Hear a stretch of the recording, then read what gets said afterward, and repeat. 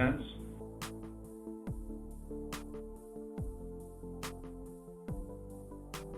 Intense. Good afternoon, everyone. And fun.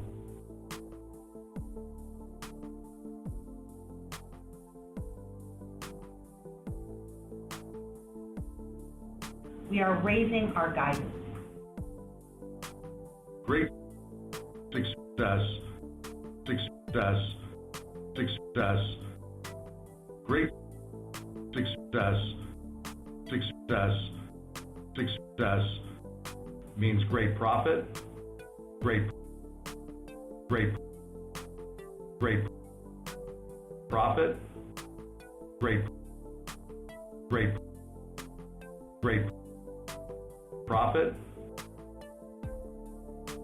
profit. Mediocre success still means profit. Good afternoon, everyone. Still means.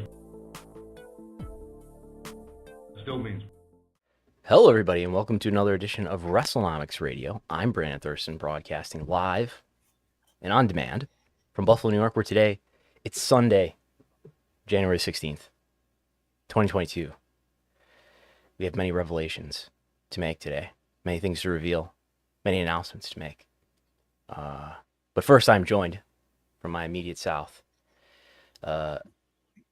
advanced placement history student, number one Bills fan, Chris Gullo. Hello. It's great to be here, and we will talk a little history in today's episode. We have a huge show. It's going to be one subject, but we're going to go from a lot of angles. We're going to break down the lawsuit that MLW filed against WWE, but we're going to break down all the aspects of it, who's involved, timeline details, and much more on this Sunday morning edition here, if you're watching us on YouTube, of Wrestlenomics Radio. We're going to take the New York Times, the daily approach today, and try to focus on one subject and go as in-depth as possible. So I guess that unfortunately that means that we won't be talking about self-mutilation today.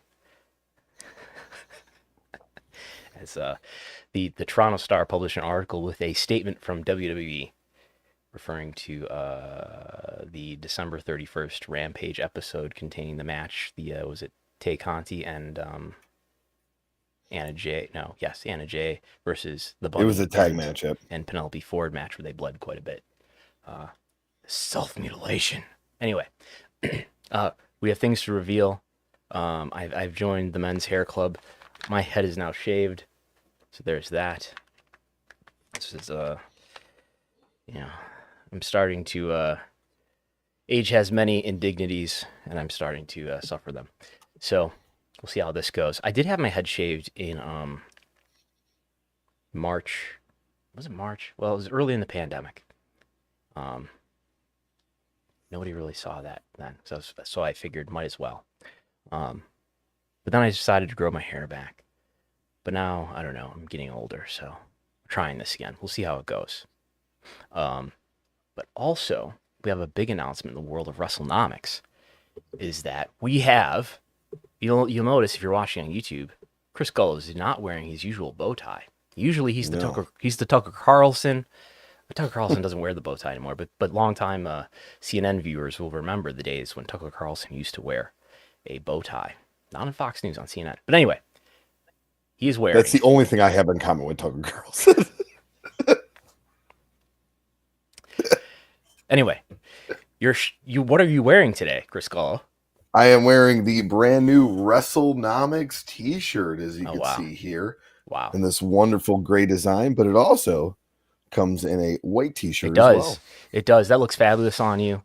I'm going to momentarily undo this. I have the white version. I'm going to reveal this like Superman here, like Clark Kent and Superman. We have T-shirts that are now on, I don't know if we can see it here. There's the white version now on store.postwrestling.com, where you can get not just that, but mugs too. You get T-shirts, the white or the gray, whatever size. You get the mugs, which we have here, the mugs, The logo on the front, the W Wrestlenomics logo. Our version has the version that customers will get will be even better. We've enhanced the outline relative to the ones that we're actually holding. But on the other side, on the back side, the information that everyone wants to have handy every morning when they enjoy their coffee or whatever beverage it is that you choose to drink out of this is the U.S. TV rights agreement timeline. Now, finally, I know it's been a problem for people across the country and across the world that they haven't had a handy reminder, quick reference, if you will, of what is the U.S. TV rights timeline for WWE Raw, for WWE SmackDown, for AEW Dynamite. This is the most important piece of information, really, in all of the wrestling world. The biggest deals in all of the wrestling industry are, of course, the U.S. TV rights deals. And this mug will show you when those deals expire, the U.S. TV rights timeline for Raw, SmackDown, AEW Dynamite. Right there. I'll show it to the camera here. This is mine. Gullo has it as well. So yes. You can get those on the Post Wrestling Store. I'm sorry. Where's the logo? Where's the URL? Store.postwrestling.com. Right now, I believe. They were scheduled to be available at 11 a.m. Eastern. It is now 11:07 a.m. Eastern. So those should be available to order at this very minute if you're listening to us live. And of course, if you're listening to us after, you can also get all of your other post-wrestling merchandise, including hats and beanies and dad hats and pom-pom. How do you say this word, Gullo? Toque? Toque? A toque. Toque. Yes, toques. Yes. Lots of other post-wrestling merchandise now, as well as Wrestlenomics T-shirts and Wrestlenomics mugs. So we are very excited to announce that. And big thanks to Post Wrestling, especially to Way, for helping me set that up. So, without any further ado,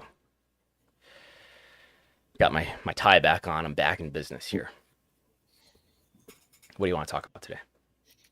Well, we're going to talk about the lawsuit that was filed this week between MLW Media and World Wrestling Entertainment. Yes. So this came out on Tuesday.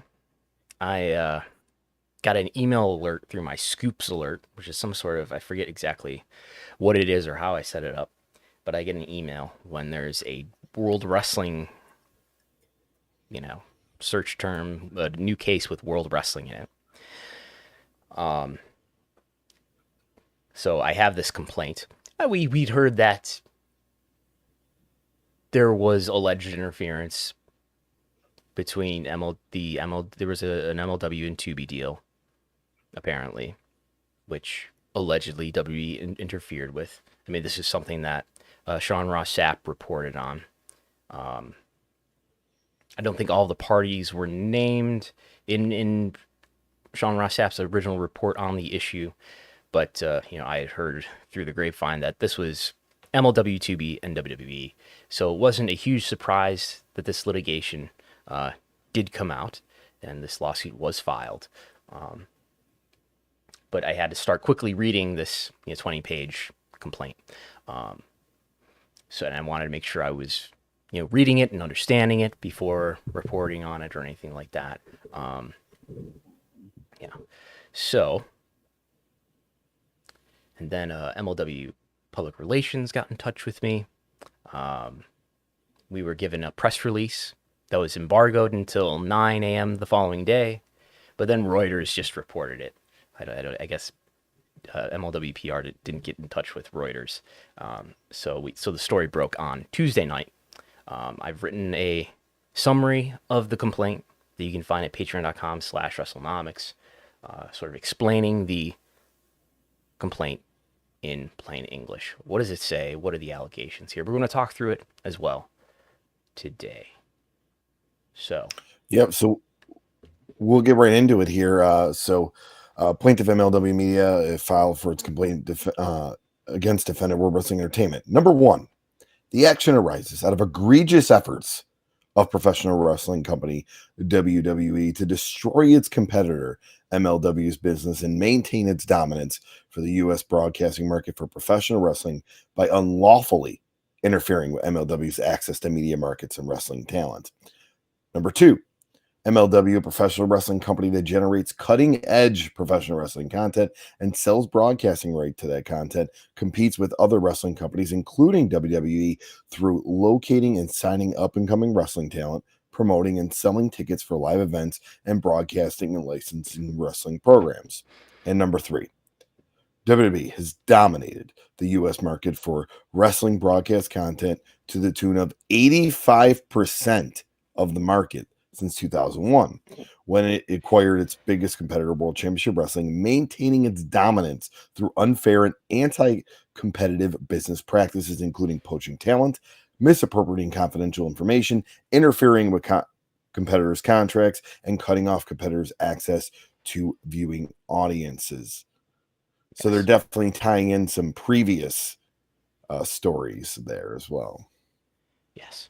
So there's a number of things that they're alleging here. Part of what they have to allege, we'll get into, is that they have to allege that because it's an antitrust lawsuit, they have to allege that WWE has market power, which I believe is similar to monopoly power. We'll get into more of that as we talk about the Sherman Act and things of that nature. But we have highlighted here, WWE has control of 85% of the pro wrestling market. Does that sound right to you, Chris Gullo? Not in today's world. And what market are we talking about? You know what I mean? Are we talking about globally or are we talking domestically? But I mean, pre-AEW, there could be an argument for that. Yes. So what I have here is for the full year of 2021, I have Google web search for 17 pro wrestling companies. Obviously, not every pro wrestling company in the world. There's hundreds, if not thousands of those, everything from small to big. But these are all the pro wrestling companies that are, I would say, highly recognizable to people who are listening to this program. And it's, so for the last year, everybody's monthly average together, and it's 78% WWE. That's not revenue. That's not any other form of actual business. It's just web search. But I think web search is a place to start. It may inform what the market share is if, in lieu of any other metrics. Revenue would be ideal. And we got Major League Wrestling, so 78% for WWE of the web search in 2021 out of 17 pro wrestling companies. About 12% for AEW. That leaves 5% for New Japan. This is worldwide, by the way. And then 5% for all of the others that I just arbitrarily selected, including Impact, Ring of Honor. I remember I put NWA in here, AAA, CMLL, several others, Stardom, Japanese wrestling companies, Noah, and so forth. All Japan is in here. Yes, Dragon Gate, DDT. But MLW here, out of this pie, is taking about 0.25% of the web search. To give you an idea of how big MLW is relative to the total, maybe it's the total wrestling industry, but at least the total search activity, perhaps. So, but that's web search. That's not really business. What about revenue? So I just did a rough estimate yesterday and figured, well, let's roughly estimate how much revenue is being made. This could be debated, but WWE's making about $1.1 billion in 2021. We'll know for sure in a couple weeks, in a few weeks when they report, I believe on February 3rd. I think it's going to be about $1.1 billion. A lot of stock analysts are estimating similar. And we already know what the first 3 quarters are. Anyway, AEW, I'd put at about $85 million on the year. New Japan, we have Bushy Road reports, that put the sports division at, I think it's $35-40 million. So $30 million, let's say, for New Japan. And then I put Stardom in here. I don't know that Stardom is the fourth highest revenue generator, but because Stardom is included in that sports division, I can say maybe about $5 million for Stardom. And then to do the other section, I said, well, there's, I did a quick look at Cage Match. Cage Match, not a complete record, but Cage Match, a big piece of the wrestling events that have happened in the year have been recorded on Cage Match. I said, let's go about 10,000. There's less than 10,000 Cage Match, but I said about 10,000 global events. Let's multiply that by, let's say, 350 paid attendance is the average attendance. We could debate on whether that's aggressive or conservative. But let's say average ticket price is $35, so that would be substantially lower than the average WWE or AEW ticket price, which is about $55. And we get to 10,000 times 350 times 35 is $125 million. That's live event revenue that doesn't belong to these other four companies. And then I said, well, let's look at the YouTube revenue that might be being generated by all of these wrestling companies that are not those four companies. And I said, let's say about 2.2 billion views. I think I was looking at some Social Blade data. Let's say 2.2 billion views with an RPM of $1.10. That's $2.5 million in addition to the live event revenue. And let's say just the total sum of all the other media deals and consumer products sales and licensing sales is another 25 million. This is highly speculative, but that gets me to 150 million outside of WWE, AEW, New Japan, and Stardom. That brings the total rough estimate. You could debate a lot about this, but the rough estimate to about $1.4 billion for the total pro wrestling industry in 2021. And 1.1 billion out of 1.4 billion is just under 80%. I believe it's 78% or something like that. So that's, and what have they got in the complaint here? 85% might be a little high. It's not like egregiously off though. So yeah, we'll talk about number 4 now in the lawsuit with the popularity of WWE's program. Just real quick, these numbers are just we'll see a lot of these numbers repeated. They're just paragraph numbers, as people who may know who have read lawsuits. It won't be important to name the paragraphs because we're going to be jumping all over just for the sake of a clear narrative. So go ahead.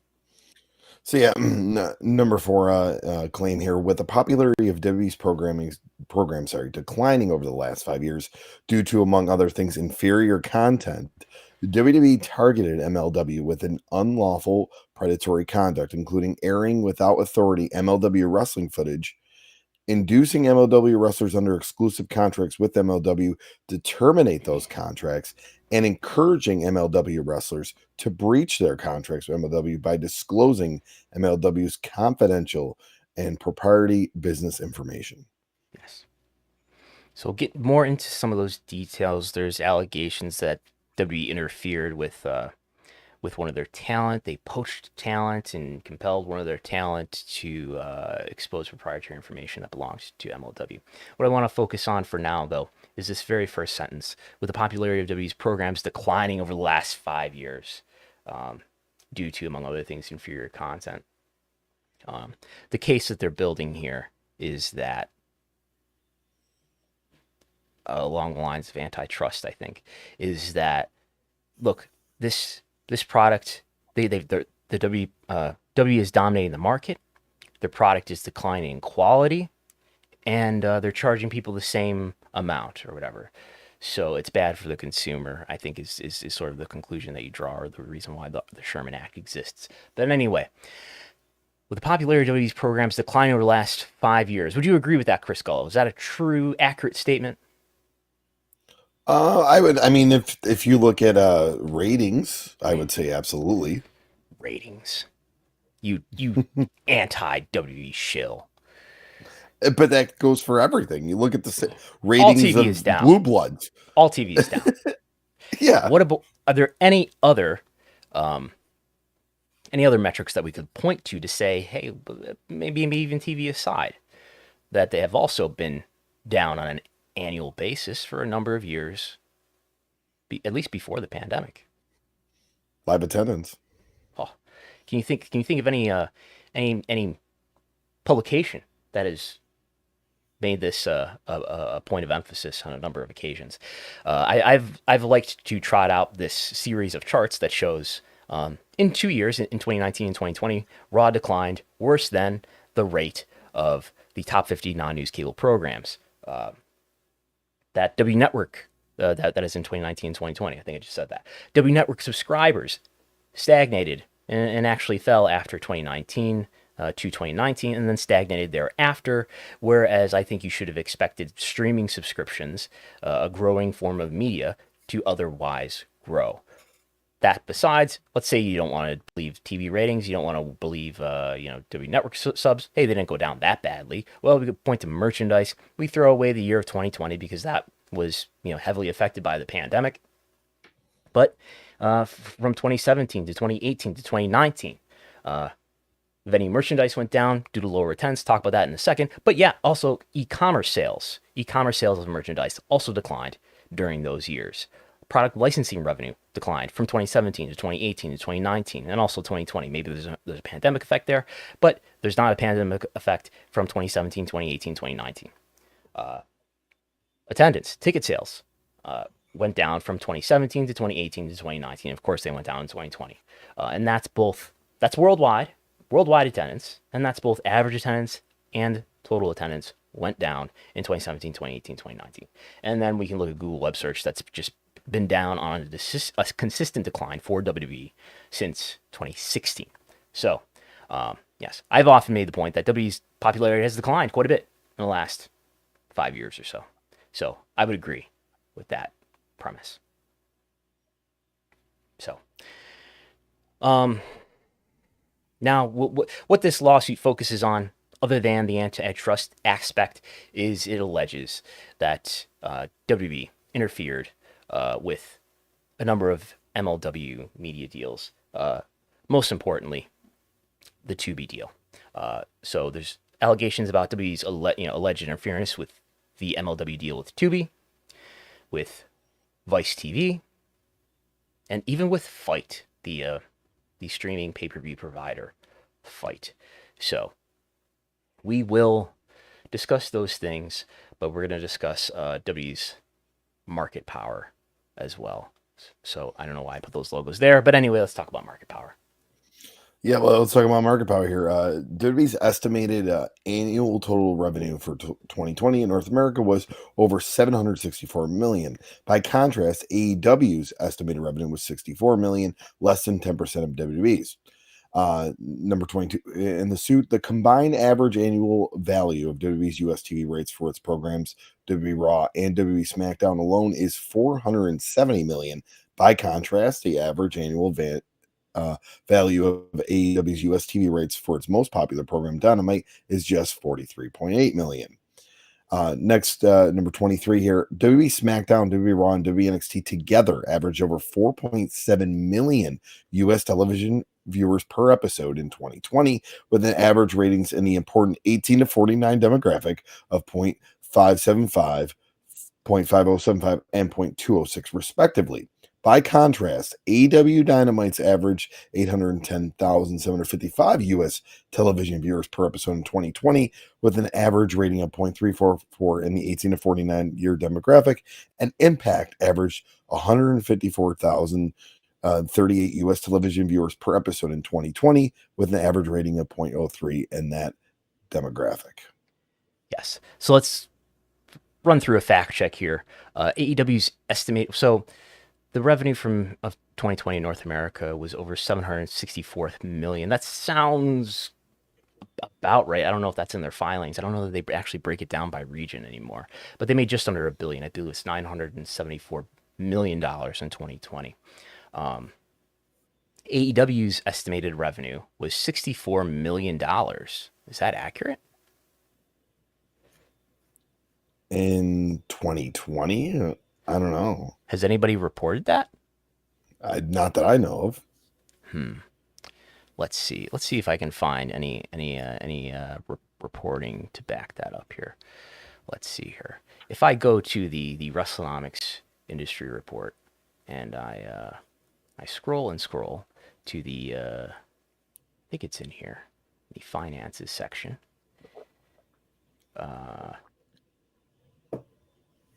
Let's see, company finances. And there we have AEW, $64 million is what I estimated for 2020. So, yes, I think there's some Wrestlenomics being relied on here for this complaint. So, the $470 million for Raw and SmackDown, $43.8 million for AEW Dynamite. Those are, I don't know if I would phrase it as AEW Dynamite at this point because Rampage is now included in that.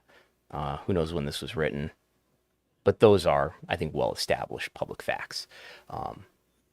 The $4.7 million across Raw, SmackDown, NXT.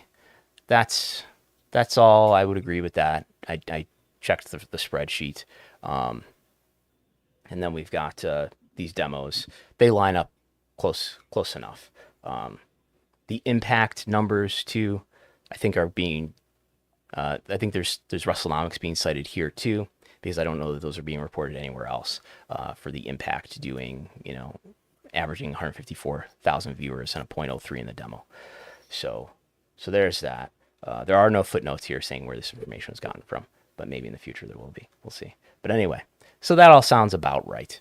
Again, this is part of MLW having to make the argument that WWE has market power, monopoly power. All right. We did get a couple super chats here. Back to the antitrust, Tim B. Thank you for your super chat. He asked, correct if wrong, but antitrust lawsuits are ironically 3 times the damages by law. I would have to ask. I've been in touch with 3 different lawyers and then just showed them the complaint and got some thoughts. That was not mentioned, but I will check on that.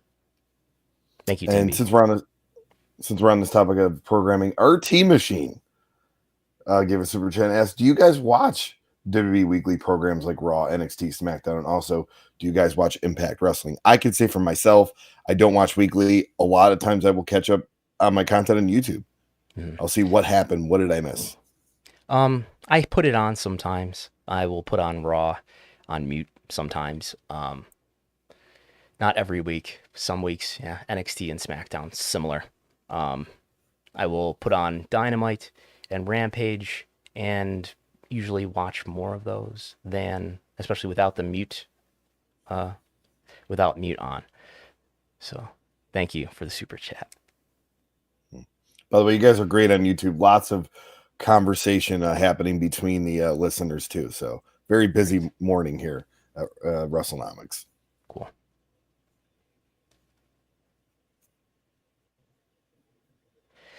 So Tubi, we'll talk about Tubi next and what exactly MLW alleges happened between itself, Tubi, and WWE.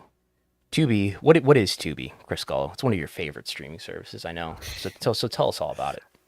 So Tubi is a streaming service. For the most part, it's a lot of older TV shows and movies.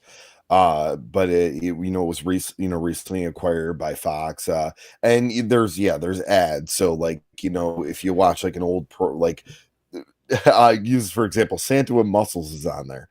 So if you watch Santa with Muscles, who's the star of Santa with Muscles? Gonna get Hulk Hogan. You're going to get interrupted with ads. Yes. Multiple times. It's one of the fast. For that. It's one of the fast streaming services. What does fast stand for in this context? That I do not know. Free ad-supported streaming television. That makes sense. What are some other fast streaming services? Pluto TV. Pluto TV. You could argue that Peacock is there's you don't have to pay to watch Peacock to an extent. Crackle. Crackle. Is it? Yeah, I believe so. I know it's free, and I believe there's ads. Yeah. Okay. So you actually use Tubi?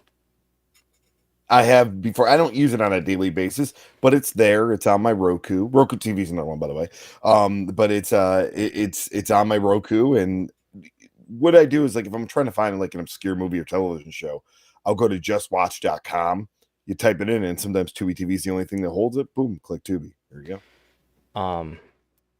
Is there a live linear stream on Tubi? Or is it only video on demand? I believe, I mean, last time I checked, I believe it's only on demand, but it may be like a lot of those fast channels where they have like those streams of like the news channels and stuff like that going, but I'm not sure. Because there's an aspect related to NXT here, that the notion that the show is going to be happening on Tuesday night that we'll get into in a moment. But anyway, yes, Tubi is owned by Fox. Fox acquired it in March 2020 for $440 million, according to this report that we're referencing from The Wrap.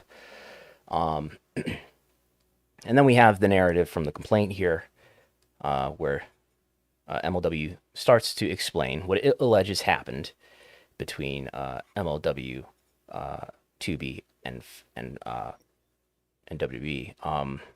So Fox, we should point out, let me make clear, I'm sure just about everybody's aware, but there's a relationship.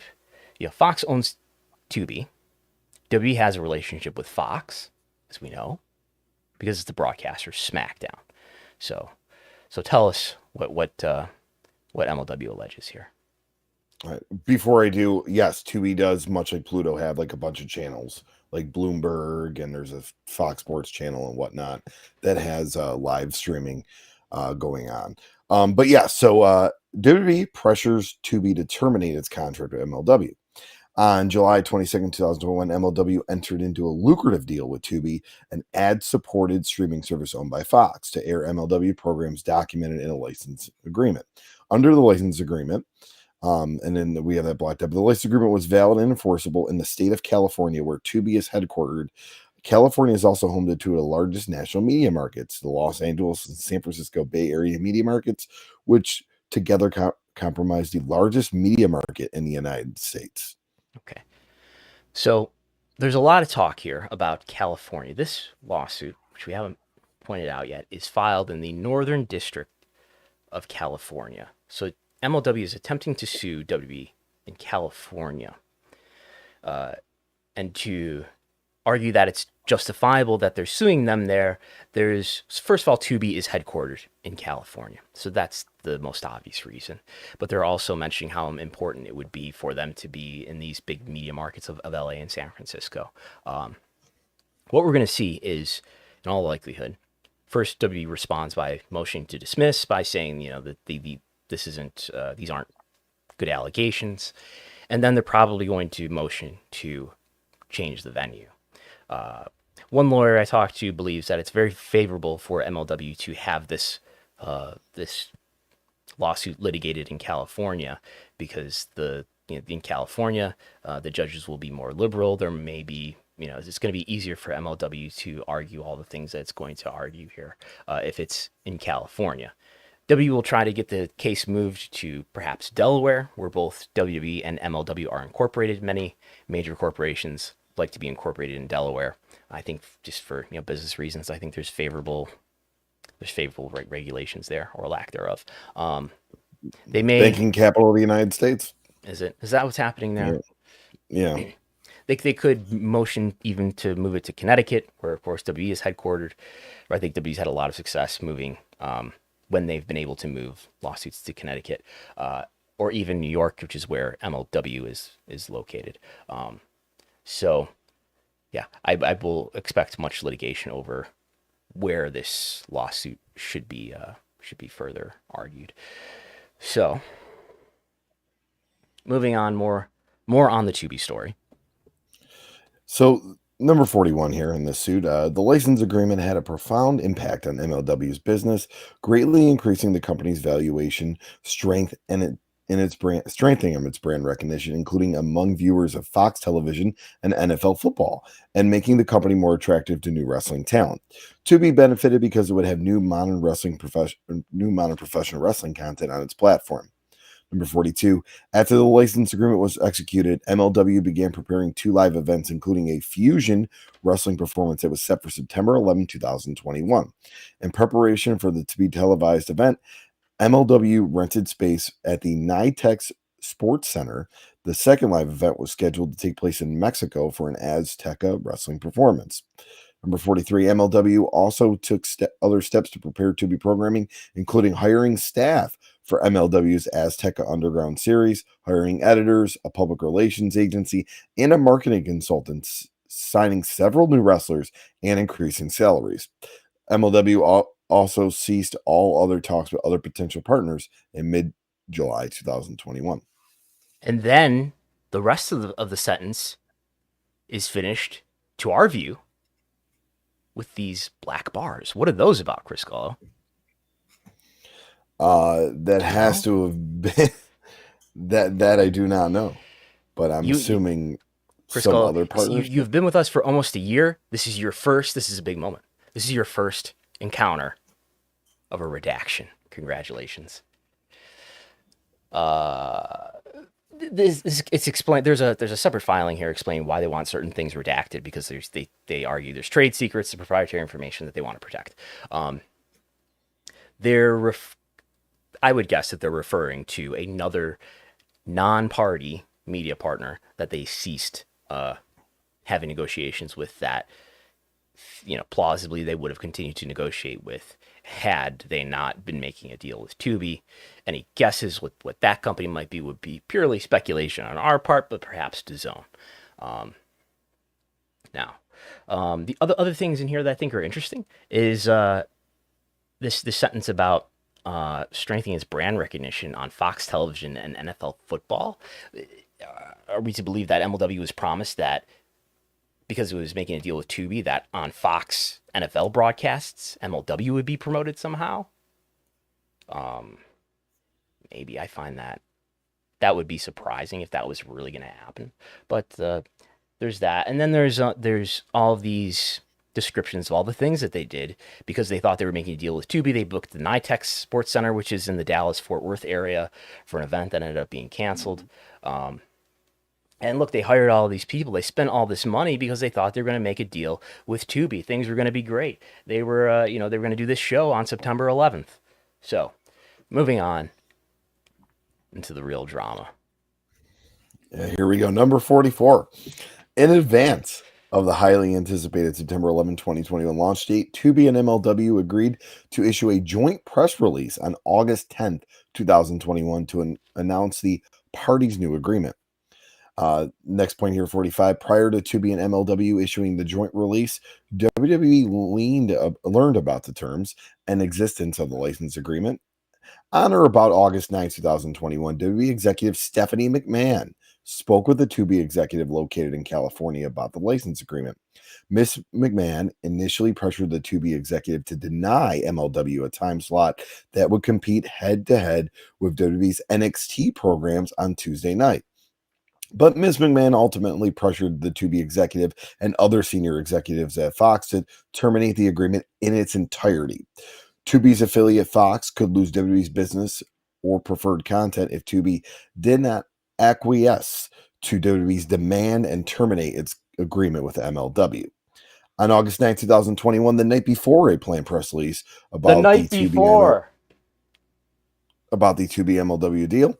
As a result of WWE's pressure and interference, MLW received a letter perpetrating to terminate the license agreement. Number 46 here. Thus, with wanton, reckless disregard of MLW's rights and antitrust laws, WWE intentionally and unlawfully interfered with the performance of the license agreement and procured its termination. WWE purposely directed its communications to Tubi in California in order to disrupt MLW's relationship with Tubi and to cut off MLW's access to and competition in major national media markets. Once again, sorry if I mispronounced a couple words there. Not every day do I read lawsuits. what words were difficult? Okay. Not that I think I may have I think it said perpetrating, but I think it's purporting. I might have terminated or might have said that different. What line is that in? They're numbered. It's the last line before number 46. MLW received a letter purporting it to terminate. Purporting. Okay. So it might be the case. It makes it sound like Stephanie McMahon and WWE purely interfered to mitigate a good deal for its competitor. According to one lawyer who I spoke with, it was suggested that it might be the case, depending on how WWE worded this, that if this happened, somewhat like it is alleged to have happened, that maybe WWE went to Tubi and said, hey, we don't want to be associated with this other brand, MLW, because of X, Y, and Z reason. I mean, you can see there was comments that people saw yesterday published in the Toronto Star. This is, of course, related to AEW, not MLW. But I don't know if MLW has been particularly violent to the extent that AEW has, but they could have plausibly, whether they're, compelling reasons or not to you and me, they could cite reasons why they wouldn't want their brand to be associated with another brand of sports entertainment like MLW, besides the fact that they're a competitor, which might be a legal business reason.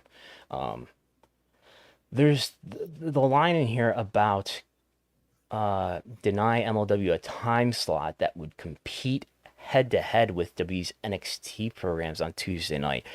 How does a program compete head-to-head if it's on Tubi, if Tubi doesn't have a live stream, doesn't have a linear stream? I'm not sure what they're talking about there. Maybe it was going to be released on Tuesday, I suppose. I mean, in the case of Roku, which now has archival New Japan content, I believe that's released every Friday. Lord knows if anyone's watching it, but I believe that's released every Friday.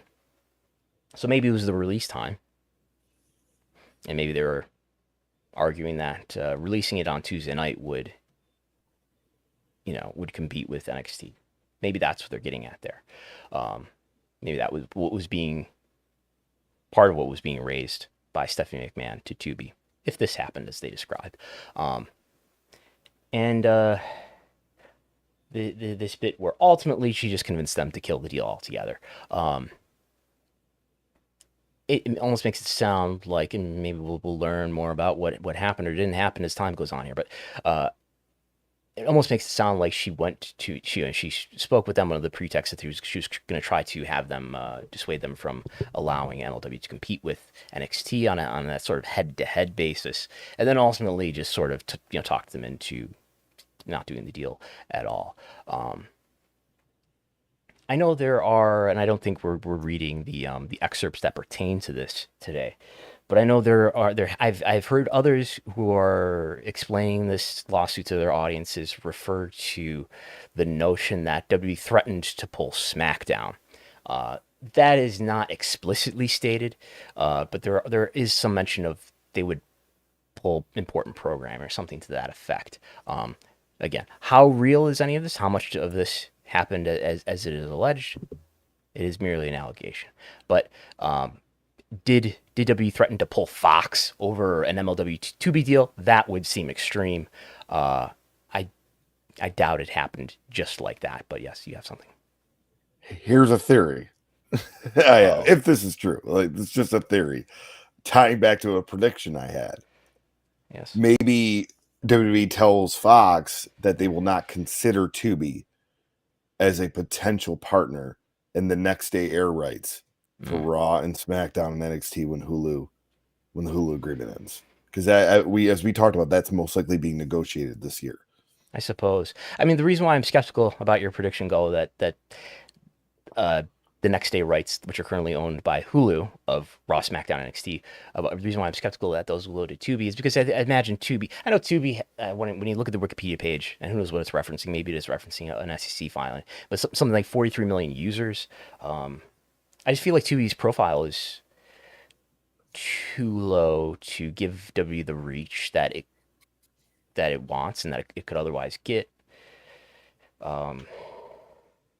Merely by staying with Hulu, for example.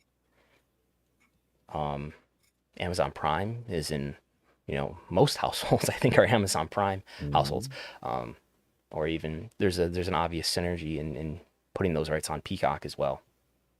Who knows though? There are more reasons than just reach for making a deal, including things like money and payments. But we'll see. We should to catch everybody up here. We should be seeing an announcement about where those next day rights are going to land sometime this year. I would think, sometime this year we should be hearing about that. And I would guess that there's a really good chance that those do not stay with Hulu. So there's the Tubi allegations, and like everything else that we're going to talk about here. Yes, what? Real quick before we move forward, we do have a couple super chats, but one that ties into this. Raps are asked, is there an agreement in WWE's deal with Fox that does not allow any Fox media property to engage with another wrestling promotion? So maybe somebody missed that, and they're like, hey, we have this agreement here. It's possible. We don't know, and then maybe that's something that will be pointed to in whatever W's response is. One of the interesting things that could unfold here, and I would think there's a pretty good chance that WWE's not going to settle this easily, unless MLW does have a great case. We might see a lot of discovery. Discovery is these parties bringing forth evidence and documents that will become public, and you've got people like me just waiting for that stuff to come out and talk about it. It's plausible that maybe the Fox agreement comes forward. We've never seen any of these big TV rights contracts public before. Maybe that's something that we see. It's possible that that's part of it. We shall see. And then this is a general super chat question from our team machine earlier in the chat. He asked, what did you guys watch back in the Monday Night Wars, Raw or Nitro? I was Nitro till about 99, and then I moved to Raw. I think I was mostly Raw. I mean, I definitely did watch quite a bit of Nitro too, but it was clear at a certain point that WF was having the more interesting show, and WCW was sort of a wandering, meandering, creative dysfunction. But yeah, it was. I watched them both. I would say I wasn't really into it until about '98 or so. I do remember like watching in '97, Bret Hart getting booed as a heel and being really upset about that. Why are people booing Bret Hart? But anyway, thank you for the super chats. All right, and we'll move on here. And just real quick, so what I'm alluding to a moment ago about maybe we'll see some things come out here in Discovery. MLW doesn't have any evidence here yet. Not that they need to file this complaint, but if this gets to Discovery, what evidence is there to back any of these allegations up? Are there emails that will be subpoenaed that MLW will be able to get to be included as part of this case? Are there emails between, let's say, WWE and Tubi or Fox that harm WWE's defense? That's the big question. They will need evidence, and we'll see how far it gets. And just I wanted to point out too. So I went to Social Blade. Social Blade is this website where you can see a lot of social media analytics. What Social Blade is doing basically is it's going every day to the about page on everybody's YouTube page and counting the number of video views.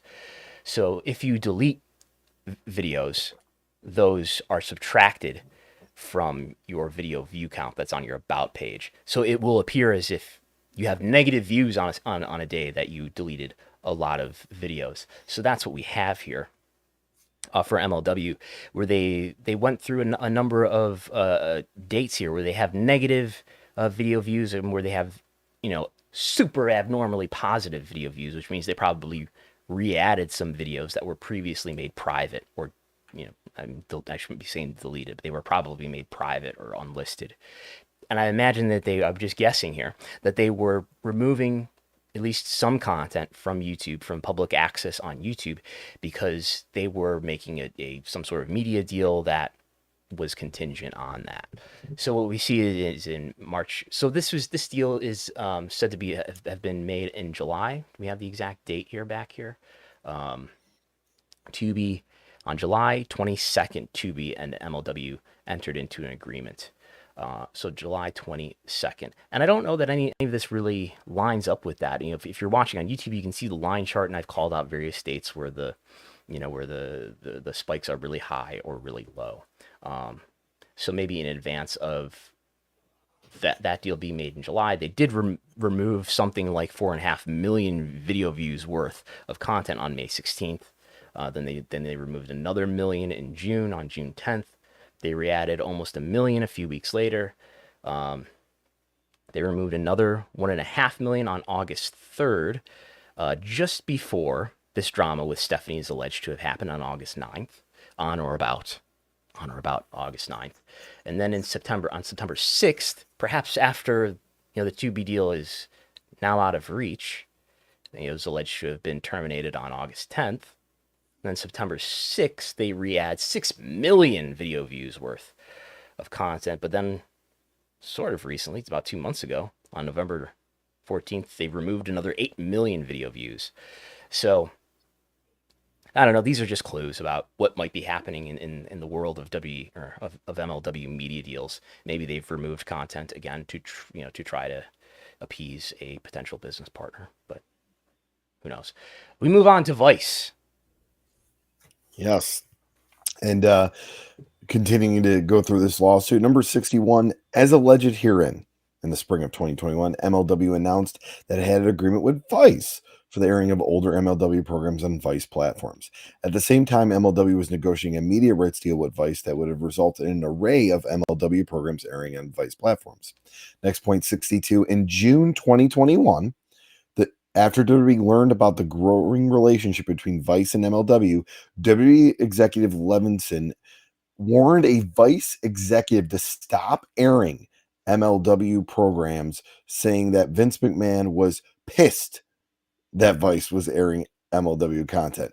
At the time, WWE knew that Vice needed continue acquiescence, if not cooperation from WWE for purposes of ongoing coverage of professional wrestling, and that this gave WWE leverage in discussions with Vice. And the next point here, 63, the Vice executive responded to Levinson, "I think that's illegal what you're doing, and that is probably an antitrust violation." Levinson responded that she could not control McMahon. Yes, this is the word you're searching for there. This doesn't sound like Vince McMahon at all, so this is clearly preposterous, right?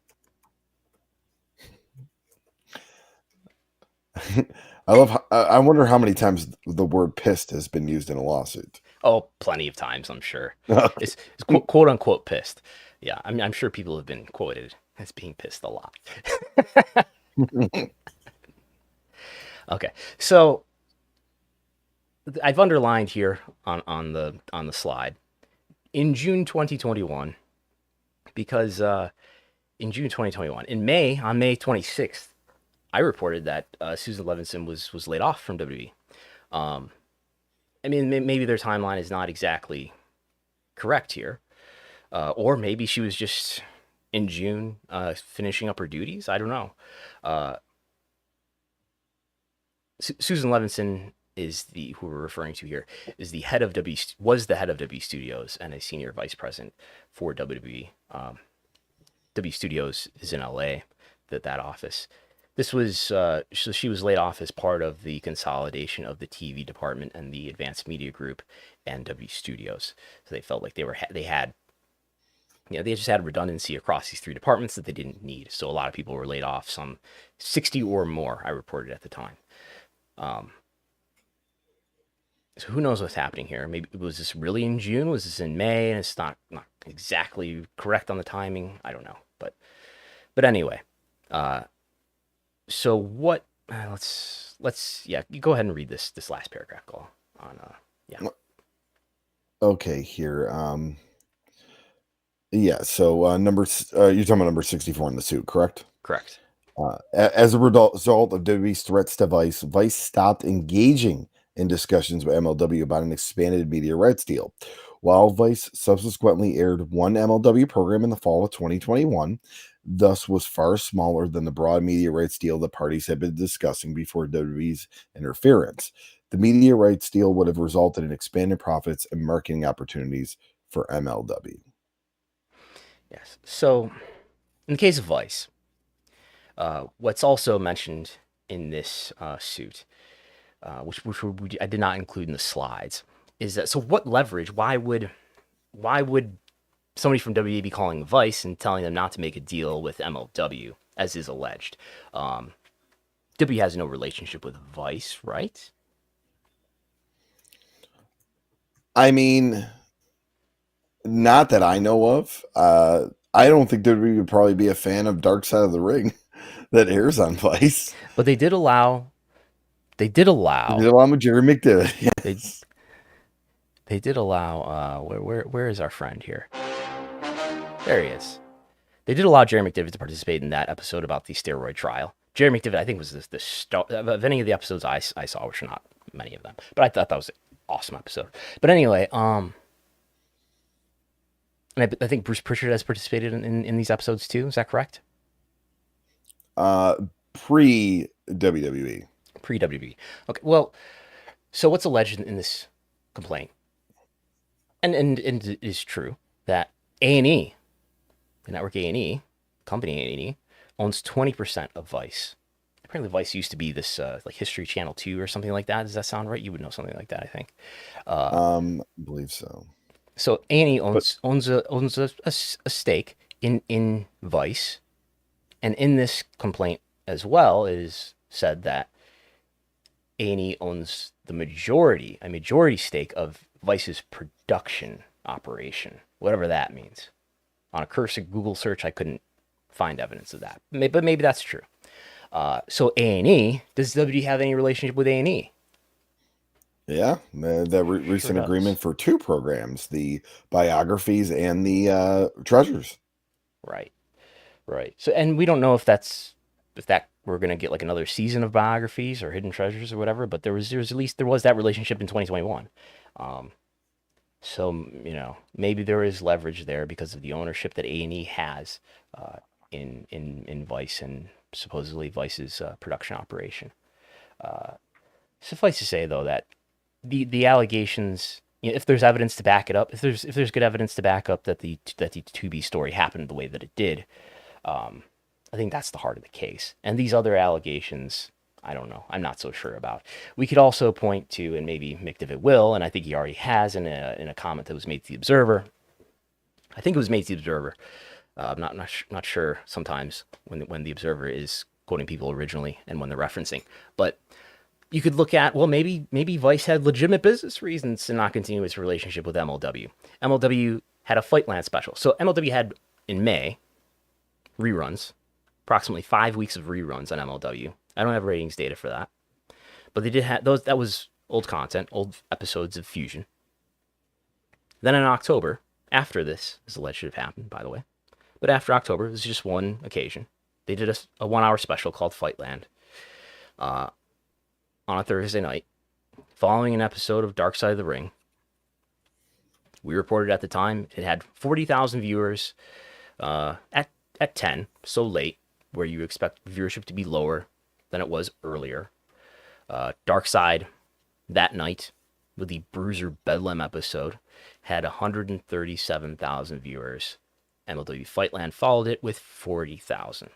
So,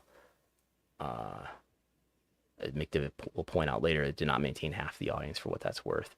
But what I think is more noteworthy is that the 4-week, what did I write here? Without a history of data on Vice, it's hard to evaluate the MLW numbers. However, in the last 4 weeks, on Thursday at 10 p.m., the average total viewership on Vice, again at 10 o'clock, in that time slot, 4 weeks before Fightland aired, the average viewership was 63,000 and 29,000 in the demo. Okay, 63,000 total, 29,000 in the demo. Fightland did 40. Not 63, but 40,000. Okay, but maybe in the demo it did better? Well, no. The 4 weeks prior to Fightland in that time slot did 29,000. 29,000. Fightland did 16. So it wasn't like this did great ratings. Now, this is a small volume. This is a program that did smaller viewership, both in the case of the Fightland airing and in the case of whatever was on Vice before. And maybe there's inaccuracies in the Nielsen measurement because the sample is so small, because we're talking about a program that does not have very high viewership, under 100,000. It gets pretty blurry, I think. But nonetheless, it's not like it obviously did a better than usual rating for Vice in this time slot. I would expect this to be raised by one Jerry McDevitt in his response. But moving on to Fight. Yeah, I will move on to Fight here, and number 37 in the lawsuit, paragraph 37. Around the same time, Fight, a streaming service focused on combat sports, approached MLW with a media rights offer that would have paid MLW for providing wrestling programs to Fight. MLW immediately agreed to discuss the terms of the deal, but Fight then abandoned it. MLW later learned that Fight's executive advisor of corporate development, Greg Bernard, was at the same time working for WWE as senior vice president of strategy and operations, along with Fight's past use of WWE content and WWE's ongoing attempts to disrupt MLW opportunities further illustrates WWE's dominance and unfair competition in the market. Yes. It doesn't say that. So this is alleging that senior vice president of strategy and operations at the time, Greg Bernard, who's no longer with WWE, by the way, as of, I believe, June, according to his LinkedIn profile, he was, according to this, also working as the executive advisor of corporate development. It just leads one to infer, I guess, that there was some sort of interference there, that, that because he was an employee of WWE and also working in some capacity, apparently, supposedly, for Fight, that maybe pressured, or someone pressured Fight to not make a deal with MLW. But there's no evidence of that at this point. Maybe there will be later. But according to this, it further illustrates WWE's dominance of unfair competition in the market. Okay, so again, the heart of this complaint is the Tubi story, and all this other stuff is sort of, they're throw everything in there and get all your grievances in there, and we'll see what works. Yeah. I think one thing too that McDevitt will argue for this Fight point is the amount of wrestling content that Fight does broadcast that you could consider competition to WWE. They air AEW's international pay-per-views, so not domestically but globally. They aired Game Changer Wrestling, AEW Plus, among other. AEW Plus. They air Dynamite and Rampage, right? Yeah, internationally. Yeah, so they air multiple wrestling programs through a ton of promotions on the independent level in AEW. So I think this might be the most far-fetched point. But it's not as if all of these points have to be winners, I suppose. Only maybe some or one of them does. Anyway, let's talk about the Sherman Act. You're an AP history student. Tell us about it. Yes, the Sherman Act, which was it came because of Rockefeller and other major business moguls basically gobbling up all their competitors and dominating the markets. But yeah, Section 2 of the Sherman Act, at its core, Section 2 makes it illegal to acquire or maintain monopoly power through improper means. The long-standing requirement for monopolization is both 1, the possession of monopoly power in the relevant market, and 2, the willful acquisition or maintenance of that power is distinguished from growth or development as a consequence of a superior product, business acumen, or historic accident. Mm-hmm. So that's part of the lawsuit here, and what MLW is asking for is for it to be declared that W has violated Section 2 of the Sherman Act.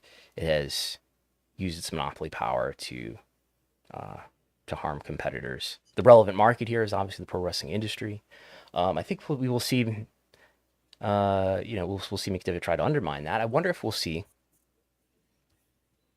Jerry McDevitt talk about how great a competitor. Well, meanwhile, on one hand, we've got executives downplaying the degree to which AEW is a competitor. I wonder if we'll see Jerry McDevitt talk about what a strong competitor AEW is, and how AEW and WWE are in the same business, in the same industry. this would have, would it be easier to make an argument like this that W has market power, has monopoly power, if we were talking about this in 2018? In 2022, this will be harder to argue when, as this lawsuit notes, the 1849 viewership, for example, between WWE and AEW's, just this past week, WWE and AEW had the same demo rating in 1849.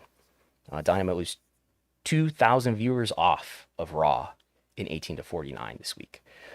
So, yes, we will, like all these other things, we will see how this unfolds.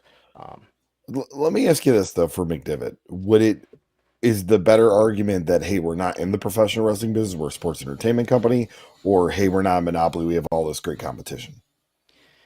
I don't think they can deny that they're in the wrestling business, or because they're going to want to say, things like, hey, look, all these other companies, AEW made a media deal, why can't you? There's all these other wrestling companies that are on Fight, why can't you be on Fight? Maybe we could have interfered with Dark Side of the Ring, but Jerry McDivitt cooperated. Yeah, I think to undermine MLW's argument, they sort of have to acknowledge that there are other wrestling players in the world, and they are similar to those players in some way. Okay. All right. So we'll move on to more paragraphs here. Paragraph number 69. WWE's predatory efforts to prevent MLW from broadcasting its licensing programs on media platforms such as Vice TV and Tubi were done with specific intent to attempt to monopolize the relevant market in violation of Section 2 of the Sherman Antitrust Act. Number 70, WWE is the dominant competitor in the market. WWE's dominance and high barriers to entry in the market and give it ability to control prices and exclude competition in the market. And number 71, WWE's unfair business practices include, among other things, cutting off competitors' access to viewers and licensing opportunities, interfering with contracts, poaching talent, eliminating price competition, and misappropriating and attempting to misappropriate confidential information of its competitors. As a result of WWE's anti-competitive conduct, WWE is unlawfully restrained and undermined competition, thus maintaining and building its dominance of the relevant market, and threatens a dangerous probability of success at monopolizing the relevant market. Mm-hmm. They've almost won the Monopoly board game. I should have had you read this first before we discuss the Sherman Act. Is there a motorcycle parade happening outside your house right now? I was wondering if you could hear that. I'm pretty sure my wife is making smoothies. I'm so sorry. Okay. That's fine. Yeah, I don't know if the listeners can hear it, but I can hear it. So let's move on to the next slide, where we talk about the alleged poaching that W is doing of talent, of MLW's fighters, as they call them. Yeah, paragraph 79, as described herein, the WWE has a history of attempting to unfairly compete against MLW. In 2020, WWE attempted to poach MLW's talent and aired footage of one of MLW's fighters without authorization or consent. WWE has also attempted to induce MLW's wrestlers to breach their contracts and reveal confidential and proprietary information about MLW's business. Yes. So I don't know what fighters they're referring to. Can you think of any fighters who have left MLW recently and have gone to WWE? I cannot. I mean, man, maybe I'm missing something. Like, I know some that have gone to AEW, but did Harry Smith go? He was working for MLW and then WWE. Yeah, that would be the only one I could think of. But who knows? So that's everything from the complaint itself that we're going to talk about. So again, this complaint came out this past Tuesday night. MLW had a press release ready to go because I think this is not just a lawsuit. Certainly it is a lawsuit, but it is also, I think, a branding opportunity for MLW. So we have a press release that went out Tuesday night with quotes, basically a really brief summary of the lawsuit, and then a quote from MLW's CEO, Court Bauer. WWE has been wrongfully depriving its competitors of critical opportunities for many years, but its latest conduct has been even more unconscionable, said MLW CEO Court Bauer. I think we speak for the rest of the professional wrestling world when we say that this anti-competitive behavior has to stop. Yes. So there's that. And then we've got in The Observer, I think, original quotes from Jerry McDevitt. I have not seen the full lawsuit since WWE has not been served, said Jerry McDevitt the day after the story broke. If Tubi breached, then sue Tubi. As device, WWE has no commercial relationship with them or for that matter, any other dozens of content distribution entities MLW could deal with if they had a commercially viable product. They put a show on Vice, if my memory serves me correctly, after one of those dark side shows and lost most of the audience. I think I read they got 40,000 viewers. No wonder Vice did no further deal. Yes. So the complaint alleges that the Levinson call happened in June. The 40,000 viewers Fightland special is in October. I'm sure there will be debate about that. But yeah, I'm looking forward to the responses here. I think MLW is definitely treating this as a branding opportunity, though, to sort of rally wrestling fans, many of whom have negative feelings about WWE. As we just demonstrated, and I've demonstrated a number of times, the popularity of WWE has diminished over the last 5 years or so. I think that is a fair statement. It's a statement. It's an argument that I've made a number of times with data. So there's diminishing popularity of WWE. There is a lot of wrestling fan sentiment of dissatisfaction with WWE. I think without that, you don't have an AEW, by the way.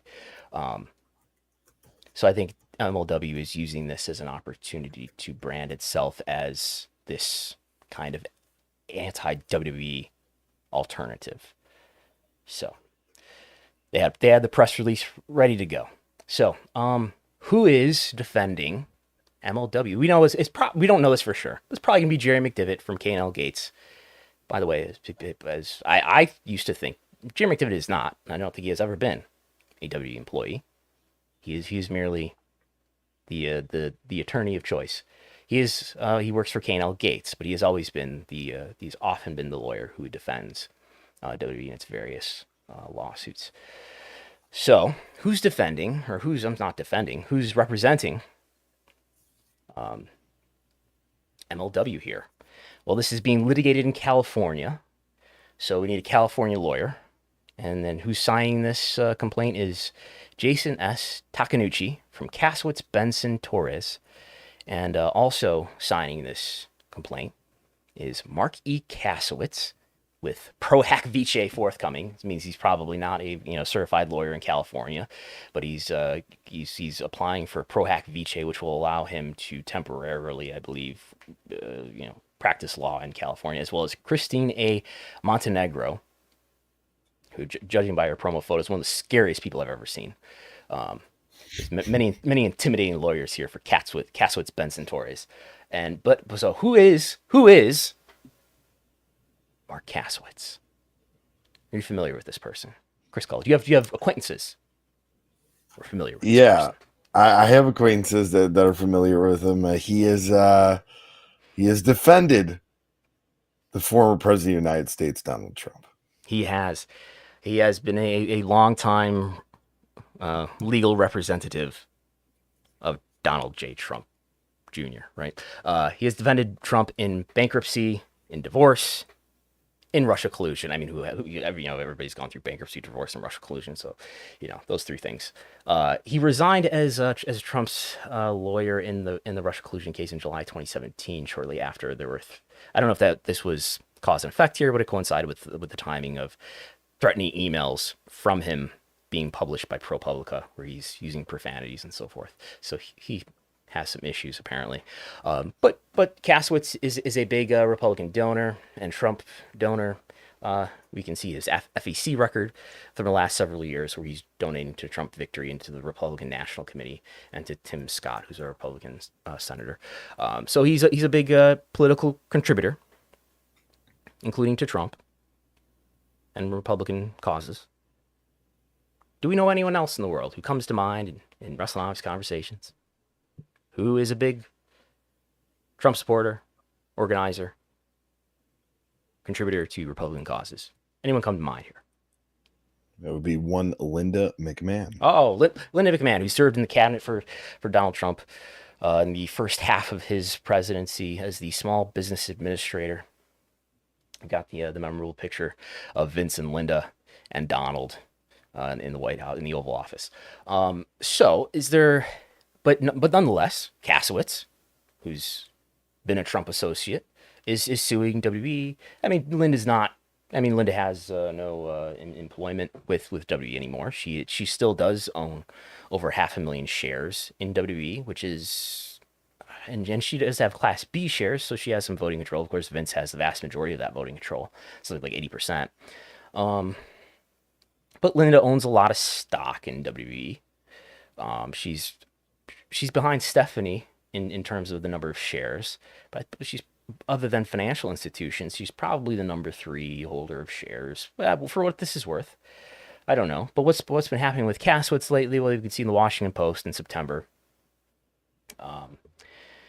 Kasowitz was serving as an attorney for Trump in a defamation suit related to Mary Trump, but he dropped out.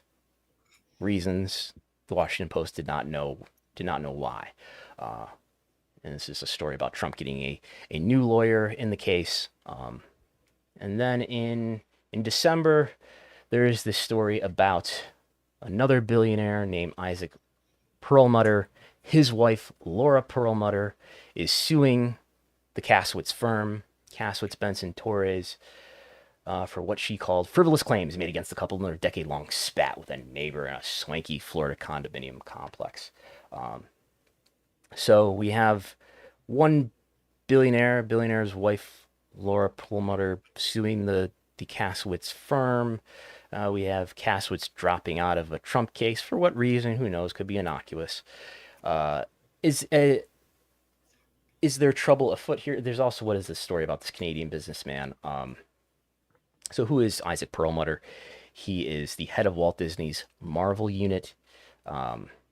The Kasowitz firm spent years unsuccessfully trying to prove, according to this article from Bloomberg, Laura Perlmutter and her husband, Isaac, used a hate mail campaign to tarnish the reputation of millionaire Canadian businessman Harold Peeringboom, if that's how you pronounce it, his name, in a feud over tennis courts. So is there trouble in Trump world? That maybe there's some sort of rift here, maybe between Kasowitz and ultimately Linda? There's no evidence of that, but one could speculate. But who knows? What we've got here is MLW, which is not a huge company. It does have investors, which we'll talk about. But MLW is not a huge company. It has a lawyer in Mark Kasowitz and his firm. Who knows if it's Kasowitz himself who will be writing the arguments. But there's certainly 2 other attorneys who are signing this complaint, Jason Tacanucci and Christine Montenegro. So one would think that the services of Kasowitz Benson Torres are very expensive if they're being used by people like Donald Trump. We also have not mentioned yet that Kasowitz has defended Bill O'Reilly through his sexual harassment allegations. So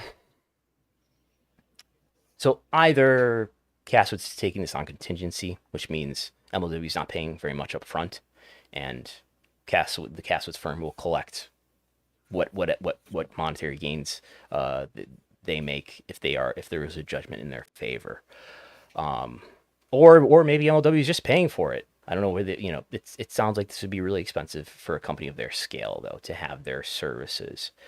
At a minimum though, this Kasowitz firm, which is a very high-profile law firm, probably believes that there's a strong case here on MLW's side. Maybe too,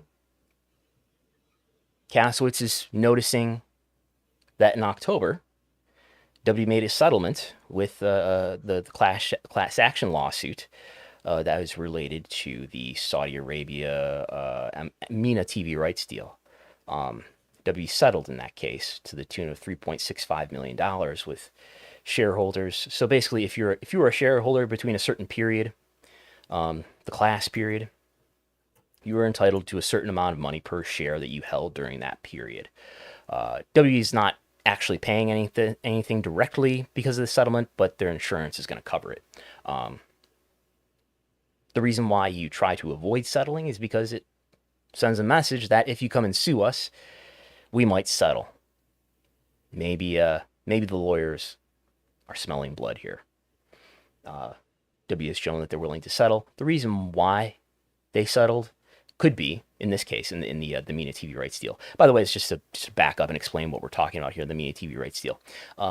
In the Barrios era, a couple of years ago, WWE missed its financial guidance. Basically, they told investors that, hey, we're gonna hit a certain amount of profitability for the year. They ended up missing on that because that was contingent on their ability to complete a Middle East North Africa TV deal.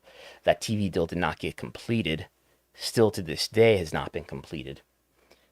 WWE was in negotiation with MBC, Middle East Broadcasting Company, I believe is what that stands for, which is a company that, as a result of the Riyadh shakedown, shortly after Crown Prince Mohammed bin Salman came to power, the Saudi government owns the majority of that company. However, there's a company not called Quibi, I forget what it's called, Be Out Q, something like that, that is pirating WWE content, which is, I believe, funded by the Qatari government, and they're sort of trolling the Saudi government by allowing this Be Out Q to be out there and pirating various content. So anyway, the incentive for MBC to make a favorable deal with WWE is not high, considering it sounds like you can get access to this pirated content already in the region. So WWE never made a deal here with MBC or any other Middle East North Africa TV partner. Now, they could have fought this case harder, this class action lawsuit. So this class action lawsuit was filed because the argument is that shareholders were misled about profitability when they should have, they were misled and they should have had more information disclosed to them. So WWE settled, probably rather than let this case go to discovery, where there would be sensitive documents related to the relationship between WWE and Saudi Arabia would be disclosed. The complaint alleges all sorts of things about everything from the talent being stranded in Riyadh. That story in October 2019, I believe, is that was not February 2020, right? That was October 2019. There's allegations in that lawsuit that there was some sort of disagreement between Vince McMahon and Mohammed bin Salman. That would have had to been backed up by evidence, and that would have had to go through discovery. And who knows if there's any truth to that or not. But WWE did not want to allow documents or other evidence related to that case to be publicized. So rather than do that, let's let our insurers pay just over $3.5 million. So after that happens, maybe Caswitz smells blood. Is there a Trump connection here? Is there a Linda connection here, or a rift with Linda? I don't know. But who owns MLW? This is an old article that's almost 4 years old now, but a 2018 article in the Albany Business Review on bizjournals.com. It does a profile on MLW, and it refers to 7 investors at that time, who at that time had invested roughly $1 million. In those investors included Kevin O'Connor, who was named as the former CEO of First Light Fiber, Hermes Ames, the former president and CEO of Upstate New York region of Fleet National Bank, a then 21-year-old investor named Christian Fontenot, and others who Korbauer met through Bobby Hennes, who was a producer, maybe still is, I don't know, for MLW, who is the son of Bob Hennes. Apologies if I'm not pronouncing these names correctly. Who is the partner and managing director of an investment advisory company called Hugh Johnson Advisors in Albany. Bob also served at least as the board chairman. He is not an investor, according to the article. And the article says that, quote, the bulk of the financing is still from the Albany region. They're open to accepting more. Also plausible, what I'm getting to here is that also plausible that maybe one of these investors has a connection to Kasowitz. And through that connection, Kasowitz is representing them in this case. That is also plausible. Although not as intriguing, perhaps, as Trump world drama. So, I think there's all those things. Yeah. Real quick, when it comes to Trump world drama, and this is Wikipedia, so take it for what it's worth. But according to the Kasowitz Wikipedia, him and his spouse have donated to the Republican Party and Trump's campaign, but they've also donated to Barack Obama, Joe Biden, Chuck Schumer, and Harry Reid. Yeah, that appears to be well in the past. This is what we have here on the screen are all of his contributions that show up in the FEC record from late September 2017 and onward, and they all appear to be Republican associated or Trump. For what it's worth. Well, whatever. I mean, who knows why people donate what money they do. Or if they change their political affiliation over time. But yeah, I think that's all the information I have about the MLW suit. If anyone has any questions, if you have any questions or anything, any other lines of thought you wanna raise here, go for it. Just one thing I saw in the chat is a couple of people brought up what the prospective talent could have been Shane Strickland and Matt Riddle, but they both signed before 2020. And was doing some research while you were doing that. I can't find anybody from MLW other than Harry Smith that would have signed in the 2020 timeframe. WWE wasn't signing a lot of people in 2020. Part of what's alleged in the complaint too is that they signed people, but it's almost contradictory. They signed people, and they also would not sign people who worked for MLW, to sort of like block them out. Yeah, who knows? Which Jacob Fatu could be the argument. Okay. What about Jacob Fatu? Well, and like I said, the narrative is that WWE has not signed him due to his previous criminal record, but you would think he would be just a shoo-in to be in WWE, being that all the other active members of Samoan families, the majority of them that are wrestling, are there in WWE. Okay. Anything else for this week? Nothing else from my end. We are all caught up on super chats too, so cool. Thank you to everyone for your generous super chats. We appreciate that a lot. There weren't any really big stories this week as I'm scanning my brain. I know we already referred to the Toronto Star story, which I think we've covered it enough by sort of mentioning it in passing. But yeah, I did the Thursday live TV ratings talk already. If you want to hear about TV ratings for the past week, that is on the Wrestlenomics YouTube channel, which you may be listening to us through right now. That is already out there. The audio is out there for patrons as well. Please hit the thumbs up, like, share, and subscribe. That helps people find this YouTube channel. And again, new merchandise, new mugs, new T-shirts. First time there's ever been T-shirts, by the way, for Wrestlenomics in its history. There have been mugs. We have some mugs already, but this is big. T-shirts. Again, store.postwrestling.com. Should be available right now. There's a Wrestlenomics channel in the Post Wrestling Discord that you can participate in. We thank Post Wrestling for supporting us and distributing this podcast, as always. And what's new with you, Chris Gullo?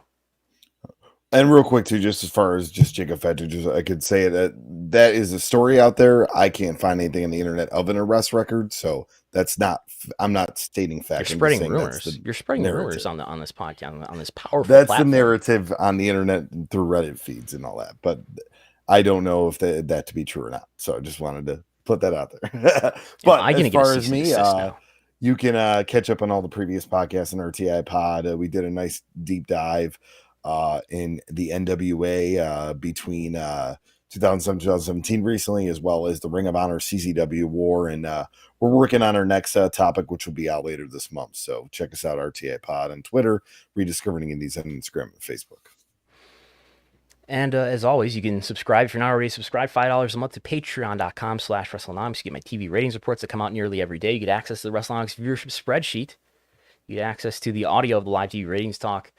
And you can follow us on Twitter at Brandon Thurston, at Wrestlenomics, at Chris Gullo, at RTI Pod. And we will talk to everyone next time. Thanks for listening. Bye.